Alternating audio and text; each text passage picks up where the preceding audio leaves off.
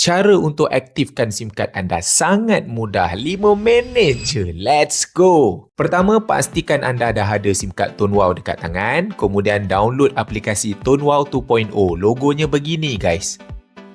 Klik register SIM. Kemudian masukkan ID promoter anda dan klik validate. Pastikan namanya betul ya dan klik continue. Scan barcode yang ada dekat depan SIM card anda tu dan masukkan nombor PUK yang ada dekat belakang SIM card. Kemudian, pilih anda nak kekal nombor lama ke nak nombor baru. Kalau nombor baru, anda boleh pilih 4 digit akhir yang anda suka.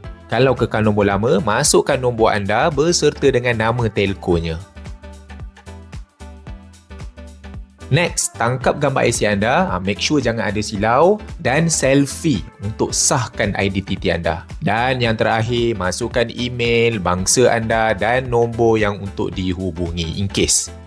Kemudian, tik je kotak tu dan klik submit. Selesai. Kalau anda daftar nombor baru, SIM card Tonewau dah boleh terus guna. Anda login je masuk app Tonewau untuk top up dan langgan plan. Kalau anda daftar kekal nombor lama, SIM card belum boleh guna lagi. Anda akan dapat 1 SMS daripada nombor lama anda. Reply SMS tu untuk sahkan yang anda nak keluar. Proses ambil masa sehari. Jika signal SIM card anda dah tak ada, baru anda boleh masukkan SIM card Tonewau.